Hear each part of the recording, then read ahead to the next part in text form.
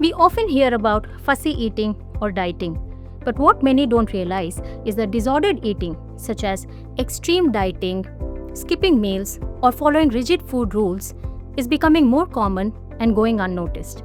These eating issues often occur alongside other mental health conditions such as depression, anxiety, or among adolescents who are on the spectrum of autism. While disordered eating is quite common, clinical eating disorders, although less frequent, are far more serious with risks that can be life-threatening if not treated.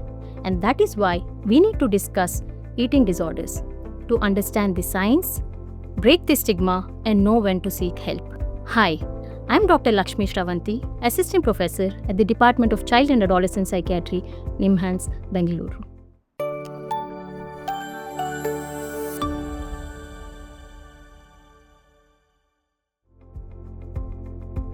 What are eating disorders?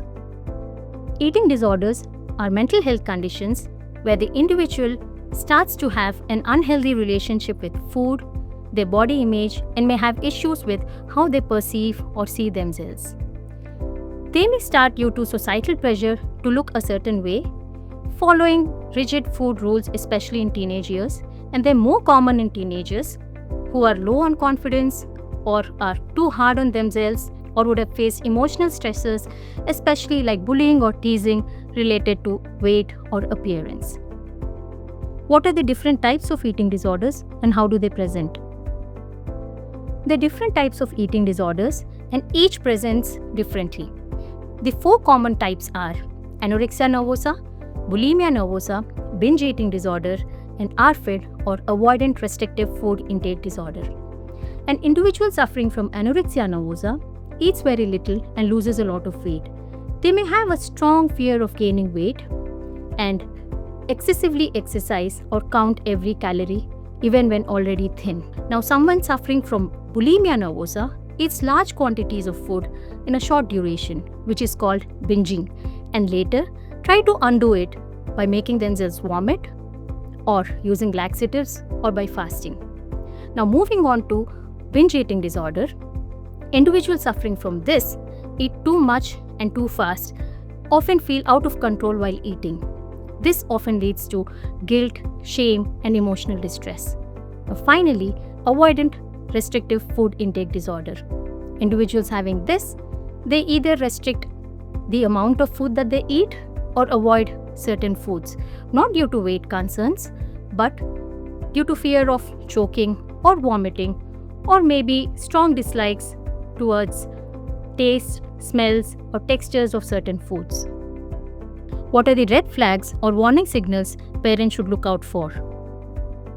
Well, the common warning signs are skipping meals, preferring to eat alone, obsession with calories, repeatedly checking their appearance in the mirror, avoiding social events where food is involved, excessively exercising even when tired or unwell, using the washroom right after having meals, and noticeable weight gain or weight loss that cannot otherwise be explained. Can an eating disorder be treated? What are the treatment options? Yes, eating disorders are treatable and early intervention is the key. Various treatment options include medical monitoring, especially when the physical health is compromised, appropriate nutritional rehabilitation with the help of a trained dietitian, supportive family involvement, counseling or psychotherapy, primarily family-based interventions, and the other option is cognitive behavioral therapy, also medication in some cases. What are the measures parents can take to prevent the development of eating disorders? To start with, parents must avoid negative talk about weight, dieting, good versus bad foods at home, but practice healthy habits without focusing on appearance. They should model healthy relationship with food and body as adults. They must encourage their teenagers to question the unrealistic body image standards on the social media, and they should support their self-esteem and coping skills. Remember, prevention starts with awareness and by modeling the right behaviors. Eating disorders are not a choice, but recovery is possible with compassion, support, and timely intervention. Let's build a world where every child can feel safe in their body and at peace with their plate.